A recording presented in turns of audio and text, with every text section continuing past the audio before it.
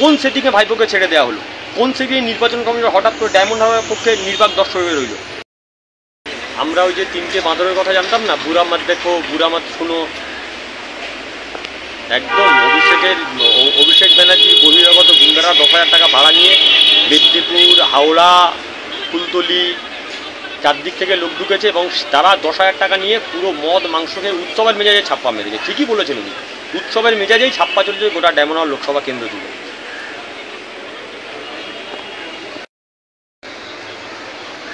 আচ্ছা আচ্ছা, তোমাদের কি আমার এই দুটো চোখ দেখে মনে হচ্ছে এই চোখের মধ্যে কোনো ভয় আছে, কোনো ক্লান্তি আছে?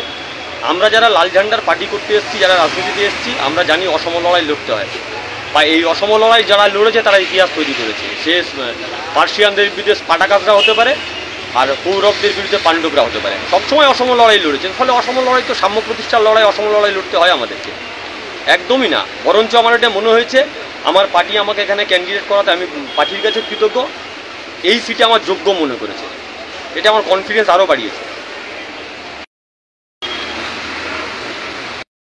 নির্বাচন হবে 4 তারিখে, রেজাল্ট ঘোষণা হবে, 4 তারিখ হলে বোঝা যাবে। তবে মোদি হাওয়া যে নেই সেটা পরিষ্কারভাবে বোঝা যাচ্ছে। তোমাদের এক্সিট করলে কী বলছে আমি জানি না। 4 তারিখে আমার মনে হচ্ছে তোমরা দক্ষিণ ভারতের কথা বলছো, আমার মনে হচ্ছে দক্ষিণ ভারতে তোমরা যে রেজাল্টের কথা বলছো এটা আমার ব্যক্তিগত মতামত, ওই রেজাল্ট বিজেপির হবে না। ফলে বিজেপি দ্বিতীয়বারের জন্য ওই 400 পারের যে স্লোগান, সেই স্লোগান বিজেপি কখনোই পার করতে পারবে না। নরেন্দ্র মোদীকে জিজ্ঞেস করো না 400 পারের স্লোগান কোথায় গেল, সেটা তো সময় বলবে। 400 পারের স্লোগান এখন খুশ হয়ে গেল কেন? যে কারণে পশ্চিমবঙ্গে ডেলি প্যাসেঞ্জারি করতে হলো, কোন কারণে ভাইপোর সঙ্গে সেটিং করতে হলো? যদি গতকাল থেকে ডায়মন্ড হারবার লোকসভা কেন্দ্রে বিজেপি আর তৃণমূলের সেটিং আর নির্বাচন কমিশনের সেটিং খোলা চোখে দেখা গেছে।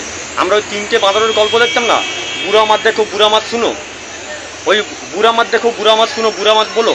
এখন নির্বাচন কমিশন হয়েছে কুচ মাত দেখো, কুচ মাত বলো। 388টা কমপ্লেন করেছি আমি, একাধিকবার ফোন করেছি। নির্বাচন কমিশন যতটা গর্জি ছিলেন ততটা বর্ষালেন না ডায়মন্ড হারবারে। দেদার ছাপ্পা, ডায়মন্ড হারবার বিধানসভা কেন্দ্র পুরো ছাপ্পা, ফলতা বিধানসভা কেন্দ্র পুরো ছাপ্পা, বিষ্ণুপুর, বজবজ একটা বড় অংশ ছাপ্পা, পূজালি ছাপ্পা। একাধিকবার রেসপন্স করছি, একাধিকবার আমি মেল করেছি, হোয়াটসঅ্যাপে জানিয়েছি, বাই ফোনে জানিয়েছি। নির্বাচন কমিশনের পক্ষ থেকে কোনো উত্তর নেই। কেন? কোন সেটিংয়ে ভাইপোকে ছেড়ে দেওয়া হলো?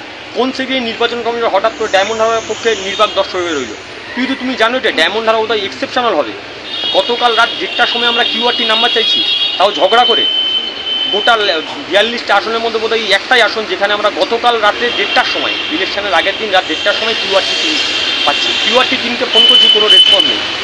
ইভিএমের উপরে কালো ব্ল্যাক টেপ মেরে দেওয়া আছে, সিপিএমের সিম্বল দেখতে দেওয়া হচ্ছে না।